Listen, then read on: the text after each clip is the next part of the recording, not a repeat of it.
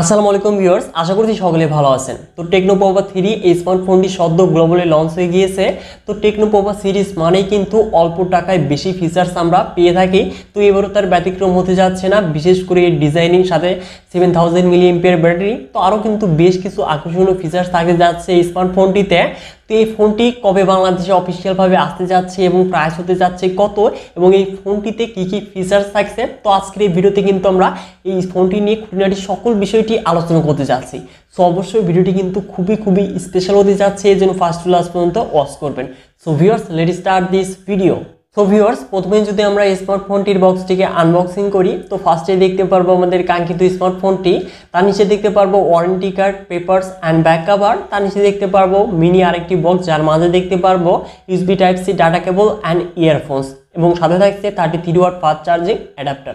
তো full box কন্টেন্টটি কিন্তু থাকে যাচ্ছে স্মার্টফোনটির সাথে। তো এবার যদি মুভ করা যায় স্মার্টফোনটিতে, তো ফোনটি মোট আমরা 3টি কালার ভেরিয়েন্টে দেখতে পারবো, সিলভার, ব্ল্যাক এবং ইলেকট্রিক ব্লু। তো এটি কিন্তু ইলেকট্রিক ব্লু কালারটি কিন্তু আমার কাছে অনেকটাই ফেভারিট মনে হয়েছে।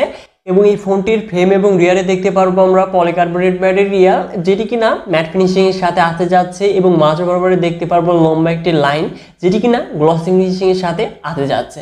এবং এর মাঝে দেখতে পারবো আমরা কিন্তু RGB লাইট। এই ক্ষেত্রে গেমিং এর সময়, ইনকামিং কলের সময়, বিশেষ করে চার্জিং এর সময় কিন্তু এই লাইটটা অনেকটা বেটার ইফেক্ট দিবে। এক্ষেত্রে লো লাইটে কিন্তু অনেকটাই ফোনটিকে ফ্ল্যাগশিপ ক্যাটাগরির স্মার্টফোনের মতো লাগে। তো অবশ্যই এটি কিন্তু একটি ভালো ডিজাইন এবং বিল্ড কোয়ালিটি প্রোভাইড করেছে টেকনো। তো এই জন্য তাদেরকে কিন্তু একটি ধন্যবাদ দেওয়া উচিত।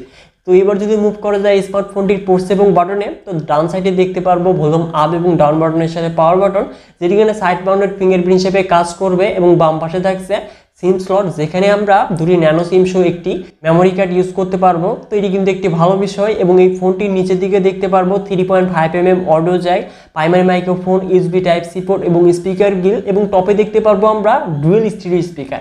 তো অবশ্যই এটিও কিন্তু একটি ভালো বিষয়। তো এখানে সেকেন্ডারি নয়েজ ক্যান্সেলেশন থাকলে আর একটু বেটার হতে পারতো। তো এবার যদি মুভ করা যায় এই স্মার্টফোনটির ডিসপ্লেতে, তো ফুল ভিউ ডিসপ্লে প্যানেল দেখতে পারবো, এবং ডিসপ্লে টপ মিডল সেন্টারে থাকছে পাঞ্চল, যেখানে সেলফি ক্যামেরাটি বসানো রয়েছে, এবং 6.95 inches IPS LCD display panel দেখতে পারবো, যার রেজুলেশন ফুল HD প্লাস। সাথে থাকছে 90 Hz রিফ্রেশ রেট, এবং ফোনটিতে আরও থাকছে 500 নিটস স্পেক ব্রাইটনেস।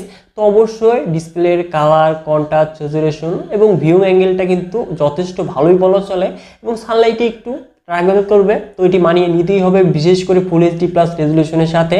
এখানে 90 Hz রিফ্রেশ রেট থাকছে। তো অবশ্যই ডিসপ্লে থেকে কিন্তু আমরা ভালো পারফরমেন্স পেতে যাচ্ছি, তা তো বলতেই হচ্ছে। তো এবার যদি মুভ করা যায় এই স্মার্টফোনটির পারফরমেন্সে, তো অ্যান্ড্রয়েড ভার্সন 12 এর সাথে iOS 8 রান করবে, যেখানে চিপসেট হিসেবে থাকছে MediaTek Helio G88, এবং এই ফোনটির র্যাম টাইপ LPDDR4S এবং স্টোরেজ টাইপ UFS 2.0। তো এই চিপসেটটি কিন্তু আমরা অনেক স্মার্টফোনে ব্যবহার হতে দেখেছি, এবং গেমিং পারফরমেন্সেও কিন্তু যথেষ্ট ভালো এই বাজেটে। তো এই ফোনটি থেকে অবশ্যই ভালো গেমিং পারফরমেন্স পেতে যাচ্ছি, বিশেষ করে পাবজি, ফ্রি ফায়ার এবং বাকি যে গেমগুলো রয়েছে, তো সেই গেমগুলো কিন্তু আমরা ইজিলি মিডিয়াম সেটিংসে প্লে করতে পারবো। এবং এই ফোনটিতে থাকছে কিন্তু গেমিং মোড। এক্ষেত্রে আমরা এখানে অনেক ফিচার্স কিন্তু দেখতে পারবো। এবং এই ফোনটিতে আরও একটি যে বিষয়টি ভালো লেগেছে, সেটি হচ্ছে কুলিং সিস্টেম। এক্ষেত্রে গেমিং করার সময় স্মার্টফোনটি অতিরিক্ত যে হিটিং প্রবলেম, তো সেই প্রবলেমটিও কিন্তু ফেস হবে না এই ফোনটি থেকে। তো অবশ্যই ফোনটি কিন্তু কুল থাকবে। এবং এই ফোনটিতে আমরা 6GB ভার্সনের সাথে কিন্তু 5GB ভার্চুয়াল র্যাম দেখতে পারবো। তো এটিও কিন্তু একটি প্লাস পয়েন্ট। তো অবশ্যই এই স্মার্টফোনটির যে পারফরমেন্স আমরা যে অনেকটাই বেটার পেতে যাচ্ছি, তা তো বলতেই হচ্ছে।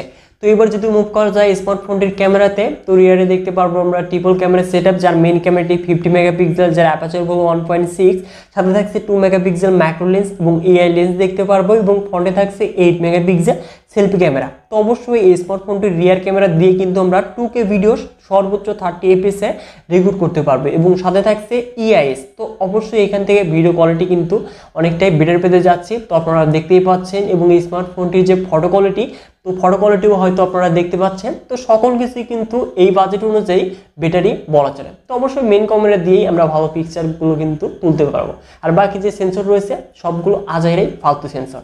তো অবশ্যই এই স্মার্টফোনটির ক্যামেরাও মোটামুটি অ্যাভারেজ বলা চলে। তো এবার যদি মুভ করা যায় স্মার্টফোনটির কমন ফিচার্সে, তো LAN, Bluetooth, GPS, USB type C port, এবং এই স্মার্টফোনটির সিকিউরিটি হিসেবে দেখতে পারবো আমরা সাইড মাউন্টেড ফিঙ্গারপ্রিন্ট স্ক্যানার, যেটি কিনা অনেকটাই ফাস্ট রেট এবং অ্যাকুরেট হতে যাচ্ছে। সাথে দেখতে পারবো আমরা 7000 মিলি এম্পিয়ার ব্যাটারি, যেটি কিনা 33 ওয়াট ফাস্ট চার্জিং সাপোর্টেড। তো এই বাজেটে যে 7000 মিলি এম্পিয়ার ব্যাটারি, তো মিনি একটি পাওয়ার ব্যাংক বলা চলে এই স্মার্টফোনটিকে। এবং এই ফোনটি আমরা 0 থেকে 100% চার্জ 2 ঘন্টাতে কমপ্লিট করতে দেখতে পারবো। এবং এই ফোনটি আমরা কিন্তু নির্দ্বিধায় 2 দিন পর্যন্ত ব্যাটারি ব্যাকআপ পেতে যাচ্ছি। এবং আপনি যদি হ্যাভি গেমিং করে থাকেন তাও কিন্তু আমরা 1 দিনের বেশি মানে 1.5 দিন ব্যাটারি ব্যাকআপ পেতে যাচ্ছি এই স্মার্টফোনটির থেকে। এখন কথা হচ্ছে এই স্মার্টফোনটি কবে বাংলাদেশে অফিসিয়ালভাবে লঞ্চ হতে যাচ্ছে এবং প্রাইসটাই বা কত হতে যাচ্ছে। তো আমরা 1-2 সপ্তাহের মাঝেই কিন্তু ইন্ডিয়াতে এই স্মার্টফোনটি লঞ্চ হতে দেখতে পারবো 12-13 হাজার রুপিতে। তারপরে কিন্তু আমরা 2-1 সপ্তাহের মাঝে এই স্মার্টফোনটি আনঅফিসিয়ালভাবে পেয়ে যাব 15 থেকে 16 হাজার টাকায়। এবং 15 থেকে 16 হাজার টাকায় কিন্তু আমরা 2 মাসের মধ্যে এই স্মার্টফোনটিকে লঞ্চ হতে দেখতে পারবো। তো টেকনো পোভা সিরিজটা কিন্তু বাংলাদেশে আসলে অফিসিয়ালভাবে লঞ্চ করা হয় না, কিন্তু এবার একটি লিক অনুযায়ী জানা গিয়েছে লঞ্চ হওয়ার অনেকটাই কিন্তু সম্ভাবনা রয়েছে। তো এই স্মার্টফোনটির অফিসিয়ালি লঞ্চ হওয়ার যদি কোনো আমরা লিক জানতে পারি তাহলে অবশ্যই পরবর্তী ভিডিওর মাধ্যমে জানানো হবে। তো এই জন্য অবশ্যই আমাদের এই চ্যানেলটিকে সাবস্ক্রাইব করবেন। তো এখন কথা হচ্ছে এই স্মার্টফোনটি কাদের জন্য বেশ হতে যাচ্ছে। তো আপনি যদি বেস্ট ডিজাইনের সাথে বেস্ট গেমিংওয়ালা একটি স্মার্টফোন নিতে চাচ্ছেন 15 থেকে 16 হাজার টাকায় এবং লং টাইম ব্যাটারি ব্যাকআপ চাচ্ছেন, তাহলে অবশ্যই এই স্মার্টফোনটির জন্য ওয়েট করতে পারেন। সো ভিউয়ার্স, আজকের এই ভিডিওটি এ পর্যন্তই। আশা করছি ভিডিওটি ভালো লেগেছে। যদি ভিডিওটি বিন্দু পরিমাণে ভালো লেগে থাকে তাহলে অবশ্যই ভিডিওটি লাইক করে দিবেন এবং এই চ্যানেলটিকে সাবস্ক্রাইব করে হয়ে যাবেন ফ্যামিলির একজন নতুন সদস্য। সো ভিউয়ার্স, দেখা হচ্ছে পরবর্তী নতুন কোনো ভিডিও নিয়ে।